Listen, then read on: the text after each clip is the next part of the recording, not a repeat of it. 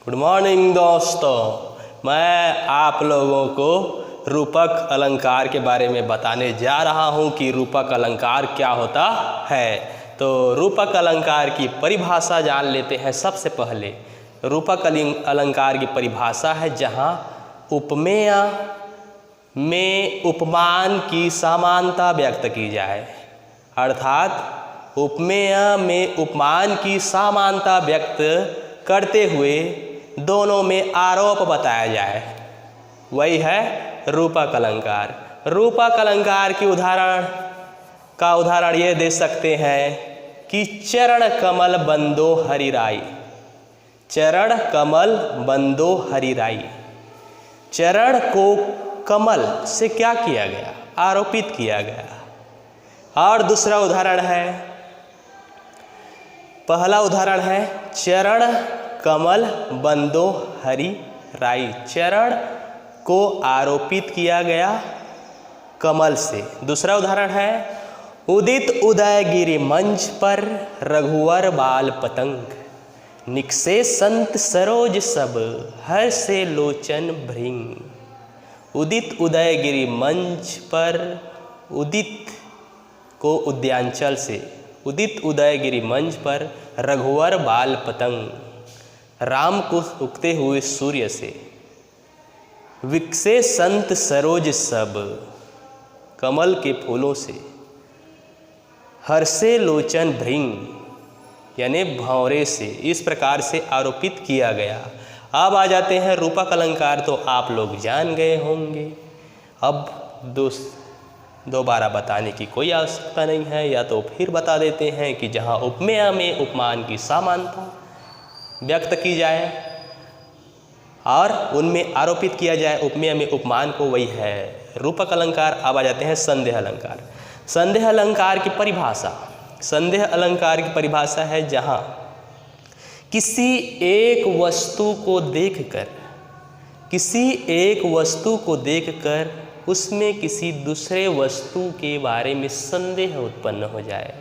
किसी एक वस्तु को देखकर उसमें उस वस्तु के लिए क्या हो जाए? संदेह उत्पन्न हो जाए। किसी एक वस्तु को देखकर किसी दूसरी वस्तु का संदेह उत्पन्न हो जाए, वही क्या कहलाता है? संदेह अलंकार कहलाता है। ये है परिभाषा।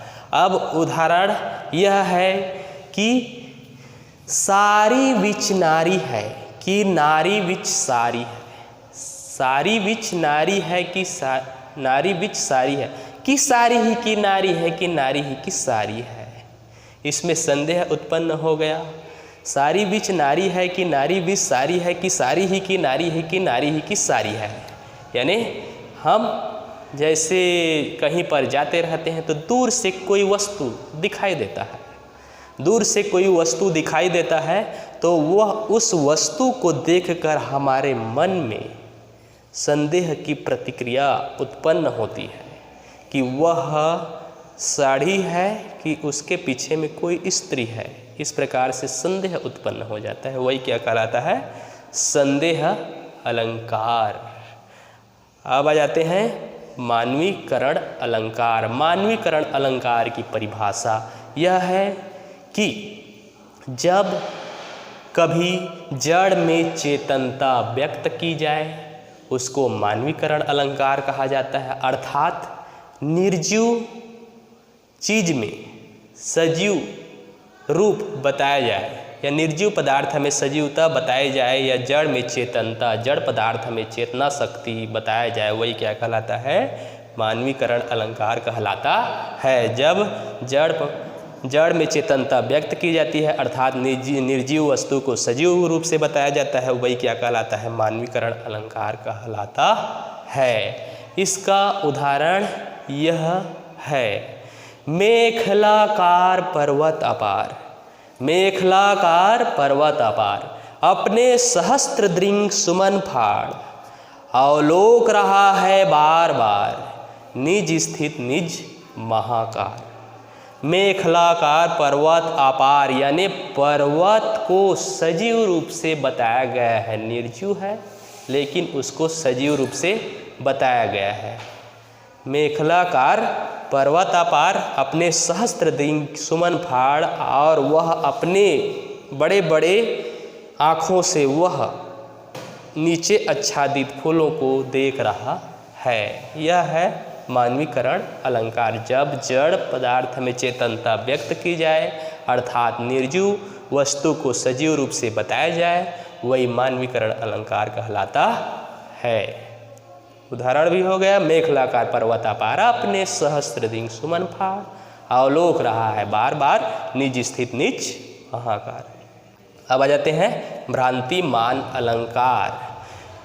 जब किसी एक वस्तु को देखकर या जब किसी चीज को देखकर दूसरे वस्तु के लिए, जब किसी एक वस्तु को देखकर वस्तु के लिए क्या हो जाए, भ्रम उत्पन्न हो जाए, मन में भ्रम उत्पन्न हो जाए। जब किसी चीज़ को देखकर मन में उसके प्रति भ्रम उत्पन्न हो जाए, वही क्या कहलाता है, भ्रांतिमान अलंकार कहलाता है। भ्रांतिमान अलंकार और संदेह अलंकार आप लोगों को एक जैसा ही लगा होगा, लेकिन भ्रांतिमान अलंकार में अक्सर यह थोड़े समय के लिए भ्रम रहता है, थोड़े समय के लिए मन में भ्रम रहता है, फिर वह भ्रम क्या हो जाता है, छट जाता है, हट जाता है। लेकिन संदेह में वह कुछ समय के लिए रह सकता है, संदेह बना रहता है।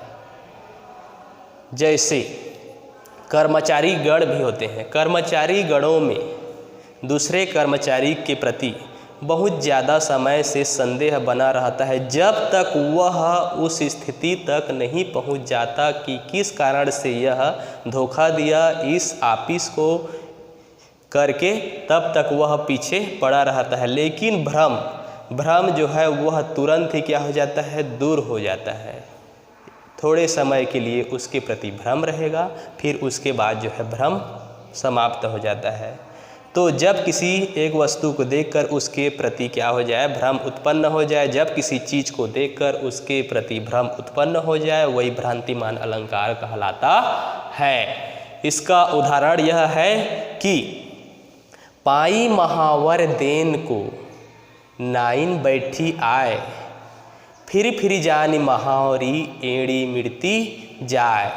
पाई महावर देन को नाइन बैठी आए, यानी पैर में महावर लगाने के लिए, किसके पैरों पे, नायिका के पैरों में महावर आलता गोररंगी रंग लगाने के लिए, नायिका के पैरों पर गोररंगी रंग या आलता लगाने के लिए उसकी जितने भी क्या रहती हैं आपस की, वो पहले राजा महाराजा लोग हुआ करते थे, चरिया वगैरह रहते थे, उनके सब साथ में नहाने के लिए जाते थे, वही है जो आती है। तो वह नायिका के पैरों को देखती है, तब नायिका के पैरों को देखती है, तब वह पैर पहले से क्या दिखाई देता है, लाल दिखाई देता है। इसलिए उसके मन में भ्रम उत्पन्न हो जाता है कुछ समय के लिए कि पहले से तो कहीं नायिका जो है आलता तो नहीं लगा के आ गई है करके वह भ्रमित हो जाती है। यह है भ्रांतिमान अलंकार। पाई महावर देन को नाइन बैठी आए, नायिका के पैरों में आलता लगाने के लिए नाइन आती है, और जैसे ही नायिका के पैरों को देखती है तब उसके पैर पहले से ही लाल दिखाई देता है। इसलिए उसके मन में थोड़े समय के लिए भ्रम उत्पन्न हो जाता है कि नायिका पहले से तो आलता या गोररंगी रंग नहीं लगाई है करके। यह है भ्रांतिमान अलंकार। अब आ जाते हैं विभावना अलंकार। तो विभावना अलंकार की परिभाषा यह है, विभावना अलंकार की परिभाषा यह है, जब कारण के ना होते हुए भी, जब किसी कारण के ना होते हुए भी कार्य का होना बताया जाए, उसको विभावना अलंकार कहते हैं। जब कभी कारण के ना होते हुए भी, किसी भी कारण के ना होते हुए भी कार्य का होना बताया जाए, वह है विभावना अलंकार। ये है उसकी परिभाषा। अब उदाहरण है, बिनु पद चले सुनय बिनु काना, बिना पैर के चलता है। सुनय बिनु काना, बिना कान के सुनता है। बिनु पद चले सुनय बिनु काना, कर बिनु कर्म करय विधि नाना। लेकिन ऐसे ऐसे बिना पैर और बिना कान के ना सुनने और चलने पर भी ऐसे ऐसे कार्य करता है कि देखकर हम क्या हो जाते हैं, अचंभित, दंग रह जाते हैं। बिनु पद चले सुनय बिनु काना, कर बिनु कर्म करय विधि नाना। आनन रहित सकल रस भोगी, बिनु वाणी वक्ता बड़ु जोगी। और ऐसे बात वचाल शक्ति उसके अंदर मौजूद है। यह है विभावना, जब किसी कारण के ना होते हुए भी कार्य का होना बताया जाए उसको विभावना अलंकार कहते हैं। आप लोग इसको विभावना अलंकार को समझ गए होंगे कि फिर एक बार परिभाषा बता देता हूँ कि जब किसी कारण के ना होते हुए भी कार्य का होना बताया जाए उसको विभावना अलंकार कहते हैं। जिस प्रकार से बिनु पद उदाहरण है, जिस प्रकार से बिनु पद चले सुनय बिनु काना, कर बिनु कर्म करय विधि नाना। आनन रहित सकल रस भोगी, बिनु वाणी वक्ता बड़ु जोगी। कि बिना पैर के वह चलता है, बिना कान के सुनता है और तरह तरह के कार्य करने में वह सक्षम है, जिसको देखकर सभी लोग अचंभित दंग रह जाते हैं। अब आ जाते हैं दृष्टांत अलंकार। दृष्टांत अलंकार की परिभाषा यह है, जब कोई कथन कहकर, जब कोई बात कहकर उसको पुष्ट करने के लिए दूसरी वस्तु प्रमाण रूप से प्रस्तुत की जाए उसको दृष्टांत अलंकार कहते हैं। जब कोई कथन कहकर हम कोई बात बोल दिए, जब कोई कथन कहकर उसके समक्ष दूसरी वस्तु प्रमाण रूप से प्रस्तुत की जाए, यानी फिर से क्या बताया जाए, उसको पुष्ट करने के लिए, सही बताने के लिए कोई वस्तु प्रमाण रूप से प्रस्तुत की जाए, वही है दृष्टांत अलंकार। इतना जान गए होंगे। अब आ जाते हैं उदाहरण। जब कोई कथन कहकर उसे पुष्ट करने के लिए दूसरी वस्तु प्रमाण रूप से प्रस्तुत की जाए उसको दृष्टांत अलंकार कहते हैं। उदाहरण यह है, करत करत अभ्यास ते जड़मति होत सुजान। कि बार बार किसी भी चीज़ को करने पर वह क्या हो जाता है, अभ्यास हो जाता है। जड़मति होत सुजान, रसरी आवत जात के सिल पर परत निशान। एक बात हमने पहले रख दिया है, जब कोई कथन कहकर, अब पहली बात हमने रख दिया है कि करत करत अभ्यास ते जड़मति होत सुजान। की कोई भी कार्य बार बार करने पर वह क्या हो जाता है, अभ्यास हो जाता है।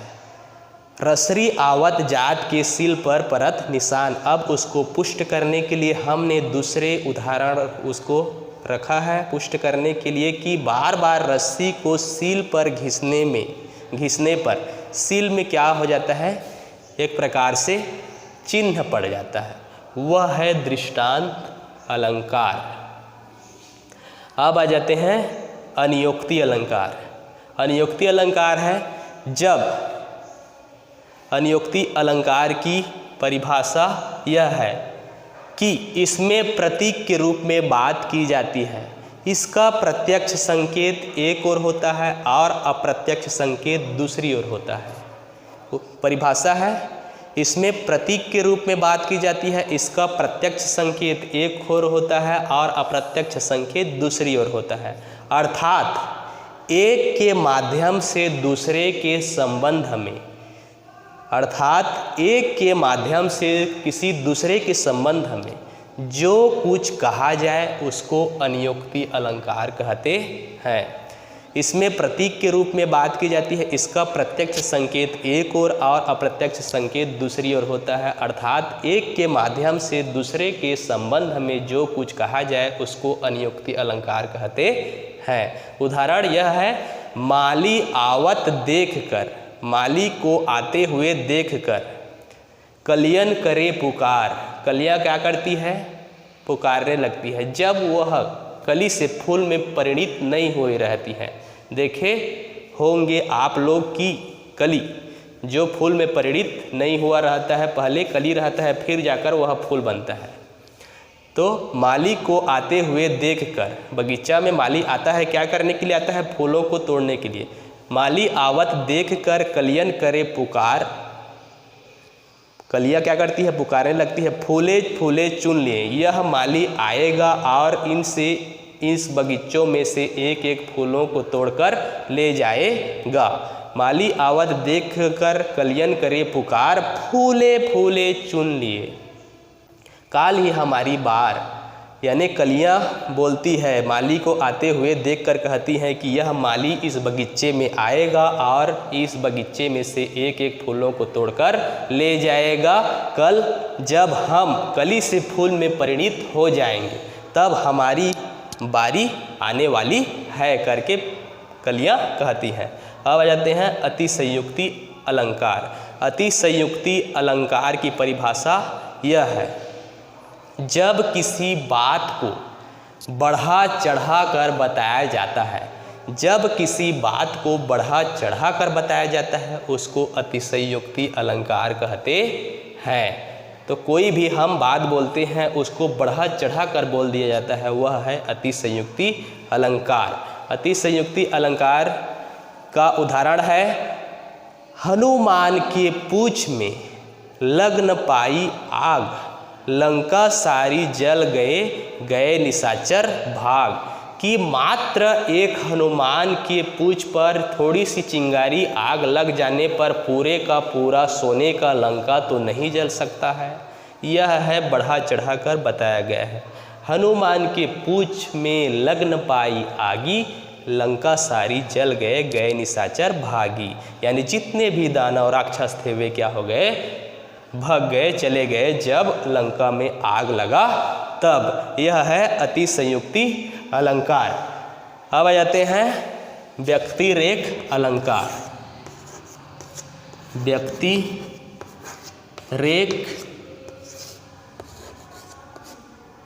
अलंकार, अलंकार व्यक्तिरेक अलंकार है यह।